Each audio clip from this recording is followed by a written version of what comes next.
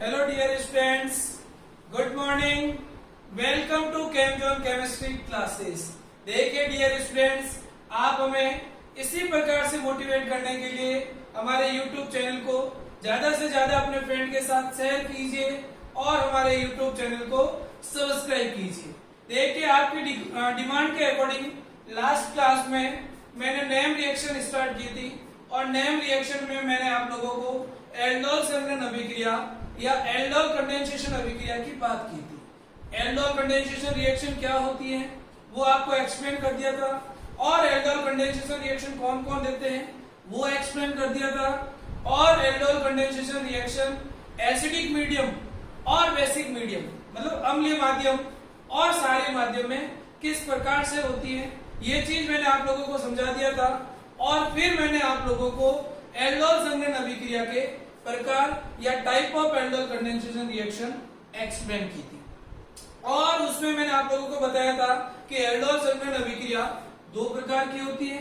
एक तो आपकी सामान्य एल्डोल संघनन अभिक्रिया और दूसरी आपकी थी क्रॉस एल्डोल संघनन अभिक्रिया। और फिर मैंने बताया था आप लोगों को कि सामान्य एल्डोल संघनन अभिक्रिया हमेशा दो सेम या दो समान कार्बोनिल यौगिकों के मध्य संपन्न होती है। जब दो समान कार्बोनिल यौगिकों को अम्लीय या क्षारीय माध्यम में आपस में संघनित किया जाता है तो जो एल्डोल संघनन अभिक्रिया होगी वो आपकी क्या होगी, सामान्य एल्डोल संघनन अभिक्रिया होगी।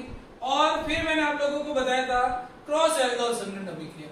और क्रॉस एल्डोल संघनन अभिक्रिया मैंने आप लोगों को बताया था कि क्रॉस एल्डोल संघनन अभिक्रिया दो भिन्न भिन्न कार्बोनिल यौगिकों के मध्य होती है और दोनों भिन्न भिन्न कार्बोनिल यौगिकों में से किसी भी एक कार्बोनिल यौगिक के पास अल्फा एच का होना जरूरी है। दोनों में से अगर दोनों के पास है तो बहुत अच्छी बात है और दोनों के पास नहीं है तो किसी एक के पास तो अल्फा एच होनी चाहिए थी।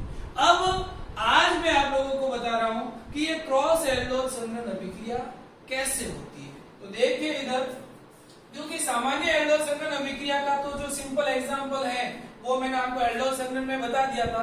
अब देखिए, तो क्रॉस एल्डोल संघनन अभिक्रिया की बात करें तो मैंने ये लिया एसिड एलिएट। क्या लिया? ये मैंने एसिड एलिएट लिया और इस एसिड एलिएट की रिएक्शन एसीटोन के साथ करा। किसके साथ करा रहा हूं? एसीटोन। ये तो एसिड एलिएट है, ये आपका क्या है? एसीटोन है और ये आपका क्या है? Acid Elliott.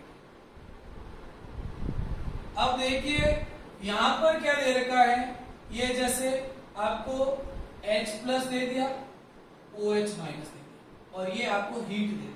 अब देखिए आप लोग जब भी नेम रिएक्शन से रिलेटेड क्वेश्चन को सॉल्व कर रहे हो, जब भी आपको ऐसी रिएक्शंस दी हुई हो और उनके आंसर निकालने हो तो आप लोग हमेशा ध्यान रखें, सबसे पहले आप लोगों को पता होना चाहिए कि वो रिएक्शन कौन सी है। आपको फर्स्ट ऑफ ऑल आपको सबसे पहले उस रिएक्शन को आइडेंटिफाई करना है, उसकी पहचान करनी है कि वो रिएक्शन कौन सी है। तो देखिए इधर, अभी जैसे ये रिएक्शन मैंने लिखी है तो इसमें क्या है, जैसे ये कार्बोनिल है, ये भी कार्बोनिल कंपाउंड है, दोनों के पास अल्फा एच है, दो भिन्न भिन्न प्रकार के हैं और यहाँ H+ OH- और हीट दी हुई है। तो आपके दिमाग में आना चाहिए कि ये जो रिएक्शन है वो आपकी क्रॉस एल्डोल संघनन अभिक्रिया। कौन सी है? क्रॉस एल्डोल संघनन अभिक्रिया। अब जैसे ही आपको पता चल गया कि ये क्रॉस एल्डोल संघनन अभिक्रिया है तो मैंने आप लोगों को एल्डोल संघनन अभिक्रिया की ट्रिक बताई थी। क्या बताया कि दोनों में से एक कार्बोनिल यौगिक की तो ऑक्सीजन को हटा दो और दूसरे कार्बोनिल यौगिक की तो अल्फा एच हटा दो। और जब सामान्य एल्डोल संघनन होती थी तब तो क्या थे, दोनों कार्बोनिल यौगिक क्या थे? सेम थे। तो आप किसी एक में से तो ऑक्सीजन हटा देते थे और एक की अल्फा एच हटा के दोनों को जोड़ देते थे तो आपका उत्पाद बन जाता था, प्रोडक्ट बन जाता था। लेकिन क्रॉस एल्डोल संघनन अभिक्रिया में तो दोनों जो कार्बोनिल यौगिक हैं वो क्या है? डिफरेंट है।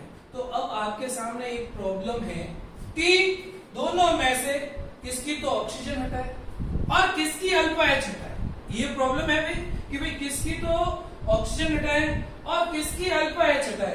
तो इसके लिए देखो एक चीज आपको ध्यान रखना है कि आपने जब एल्डोल संघनन अभिक्रिया की मैकेनिज्म या क्रियाविधि को लिखा था, जब उसको देखा था तो उसमें आपने क्या लिखा था या क्या देखा था कि जिसका इनोल या इनोलेट बना रहे थे उसकी अल्फा एच क्या मतलब उसकी ऑक्सीजन हमेशा क्या थी? प्रोडक्ट में उपस्थित रह रही थी, प्रोडक्ट में मेंटेन रहती थी। मतलब जिसका इनोल या इनोलेट या जिसको न्यूक्लियोफाइल बना रहे थे उसकी क्या रह रही थी, ऑक्सीजन उत्पाद में भी उपस्थित रहती थी, प्रोडक्ट में भी मेंटेन रहती थी। इसका मतलब ये हुआ कि जिसका इनोल या इनोलेट बना रहे हो उसकी तो आपने तो अल्फा एच हटाई और दूसरे वाले की क्या हटाई, ऑक्सीजन। अब समस्या ये है कि जब दो भिन्न भिन्न कार्बोनिल यौगिक हैं तो तब उस स्थिति में किसका इनोल या इनोलेट आयन बनाए। तो उसके लिए देखो आप हमेशा ध्यान रखना, जो कार्बोनिल यौगिक नाभिक स्नेह योगात्मक अभिक्रियाओं के प्रति कम क्रियाशील, क्या कहा मैंने कि वो कार्बोनिल कंपाउंड जो न्यूक्लियोफिलिक एडिशन रिएक्शन के लिए क्या है, कम रिएक्टिव है, मतलब जिस पर न्यूक्लियोफाइल इजीली अटैक नहीं कर सकता, समझ में आई। तो उसको क्या करो, उसको आप जो है इनोल या इनोलेट आयन में क्या कर लो, चेंज कर लो, मतलब जो लेस इलेक्ट्रोफिलिक है उसको क्या कर लो आप इनोल या इनोलेट आयन में चेंज कर लो। इसका मतलब जिसका इनोल या इनोलेट बनाओगे उसकी तो अल्फा एच हटेगी और दूसरे वाले की क्या हटेगी, ऑक्सीजन। अब देखिए समस्या ये है कि एक तो है एसिटेट और एक है एसीटोन। तो अब आपको यह पता लगाना पड़ेगा कि दोनों में से लेस इलेक्ट्रोफिलिक कौन है, या दोनों में से ऐसा कौन सा कार्बोनिल यौगिक है जिस पर न्यूक्लियोफाइल या नाभिक स्नेह आसानी से आक्रमण नहीं कर सकता या अटैक नहीं कर सकता। तो देखिए इन कार्बोनिल कंपाउंड की रिएक्टिविटी या क्रियाशीलता को पहचानने के लिए आपने दो फैक्टर की स्टडी की होगी, एक तो प्रेरणिक प्रभाव और एक त्रिविमीय बाधा, एक तो इंडक्टिव इफेक्ट था और एक था आपकी स्ट्रिक इंड्रेस। तो देखिए ये जो एसिड एल्डिहाइड है इसमें क्या है कि इस कार्बोनिल कंपाउंड पर एक मैथिल ग्रुप है और जबकि एसीटोन पर क्या है, दो मैथिल ग्रुप है, और ये दोनों मैथिल ग्रुप अपने प्लस आई इफेक्ट द्वारा इलेक्ट्रॉन देके यहाँ डेल पॉजिटिव क्या कर रहे हैं, कम कर रहे हैं, जबकि यहाँ इलेक्ट्रॉन देने वाला क्या एक ही है, तो यहाँ पॉजिटिव चार्ज क्या है, ज्यादा, यहाँ तो पॉजिटिव ज्यादा, यहाँ पॉजिटिव कम, क्योंकि यहाँ एक जने इलेक्ट्रॉन देके इस पॉजिटिव को कम कर रहा है, यहाँ दो जने इलेक्ट्रॉन देके पॉजिटिव को कम कर रहे हैं। और दूसरी चीज यहाँ पर त्रिविमीय बाधा कम है और यहाँ त्रिविमीय बाधा क्या है, ज्यादा, दो बड़े ग्रुप है, यहाँ एक ही बड़ा ग्रुप है। जब दो बड़े ग्रुप होंगे तो नाभिक स्नेह जब यहाँ अटैक करेगा तो ये दोनों रोकेंगे। तो त्रिविमीय बाधा और प्रेरणिक प्रभाव के कारण इस कार्बोनिल यौगिक के क्या है, क्रियाशीलता कम है, इस पर नाभिक स्नेह आसानी से आक्रमण नहीं कर पा रहा है। तो इसका मतलब ये हुआ कि ये आपका क्या है, लेस इलेक्ट्रोफिलिक है या इसकी इलेक्ट्रॉन स्नेह क्षमता क्या है, कम है। तो आप क्या करो, इसको इनोल या इनोलेट आयन में क्या कर लो, चेंज कर लो और इसको आप कार्बोनिल यौगिक की रहने दो। अब आपको मैंने क्या बोला, जिसका इनोल या इनोलेट बना रहे हो उसकी तो दो अल्फा एच और इसकी क्या हटेगी, ऑक्सीजन। तो देखो इसका जब प्रोडक्ट बनाओगे तो क्या करोगे कि इसकी तो दो अल्फा एच हटाओगे और इसकी क्या हटाओगे, ऑक्सीजन। तो क्या हो जाएगा CH3 CH double bond CH C double bond O CH3। अरे समझ में आया क्या, जैसे यहाँ H प्लस OH माइनस और हीट है, तो क्या कहा कि जिसकी इलेक्ट्रॉन स्नेह क्षमता कम है उसका इनोल या इनोलेट आयन बनाते हैं, और जिसका इनोल या इनोलेट आयन बनाते हैं उसकी दो अल्फा एच क्या कर देते हैं, हटा देते हैं, क्योंकि आपको पता है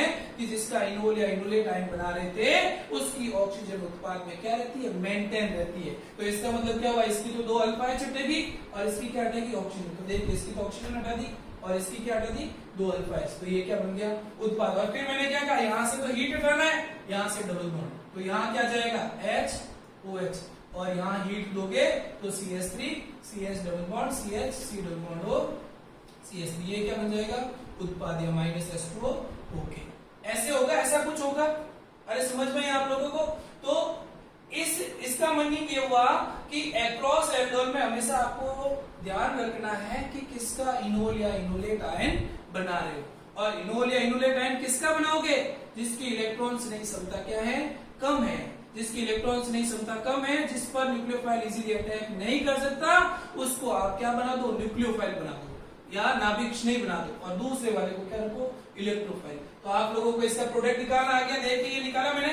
तो यहाँ क्या हो गया, ये CH3 CH OH CH H C double bond O CH3 और ये अल्फा ये बीटा। अब इसको क्या करोगे, गर्म करोगे, तो यहाँ से H2 क्या हो जाएगा, रिमूव। जैसे H2 रिमूव हुआ तो ये आपका अल्फा बीटा असंतृप्त कार्बोनिल यौगिक बन जाएगा। तो यहां तक जो रिएक्शन हुई वो तो आपकी क्या है, एल्डोल। और ये जो आगे पूरी रिएक्शन हो रही है वो क्या एल्डोल संघनन अभिक्रिया। तो देखिए क्रॉस एल्डोल संघनन अभिक्रिया में कैसे उत्पाद बनाते हैं, कैसे उत्पाद निकालते हैं, समझ में आ गया। बस ध्यान क्या रखना है कि जो लेस इलेक्ट्रोफिलिक कार्बोनिल यौगिक है उसको आप मतलब इनोल या इनोलेट आयन में क्या करोगे चेंज, और उसका क्या बना दोगे नाभिक श्रेणी। समझ में आ गई। अब इसकी किसी को अगर मैकेनिज्म लिखनी है तो देखिए इसकी मैकेनिज्म कैसे लिखते हैं वो भी देख लीजिए। तो देखिए इधर इसकी मैकेनिज्म की बात करते हैं। तो देखिए क्रॉस एल्डोल संघनन अभिक्रिया की मैकेनिज्म या इसकी भी क्रियाविधि को देख लीजिए आप।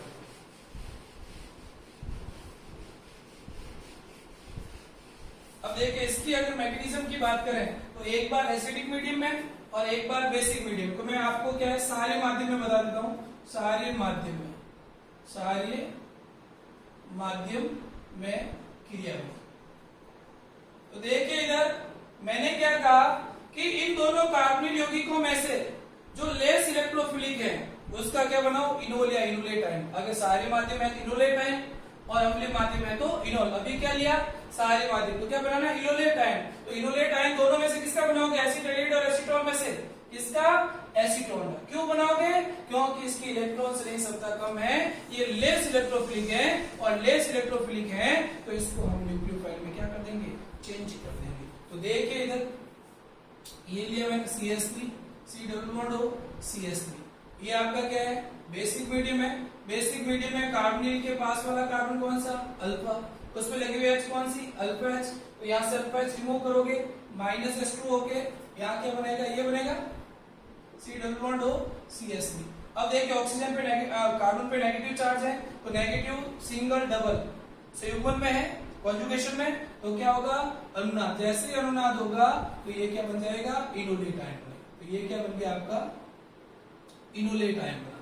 अब इस इनोलेट आयन को जो दूसरा वाला आपको कार्बोनिल कंपाउंड दे रखा है ये वाला एसिटाइलेट, उसके साथ क्या कराना है रिएक्ट करवाना है। तो देखिए इधर ये लिया मैंने एसिटाइलेट की रिएक्शन किसके साथ इनोलेट आयन के साथ,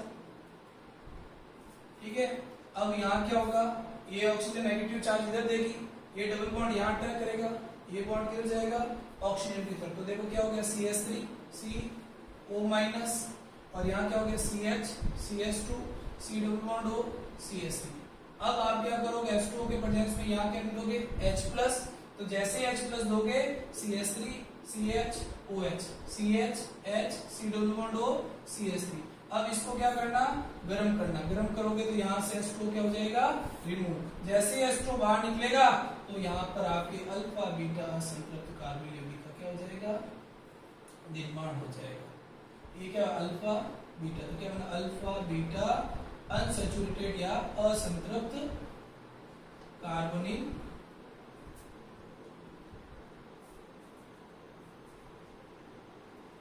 यौगिक। और ये क्या बना बीटा, ये अल्फा ये बीटा, क्या बना बीटा हाइड्रोक्सी कार्बोनिल यौगिक। तो देखिए आपको क्रॉस एल्डोल संघनन अभिक्रिया समझ में आ गई क्या।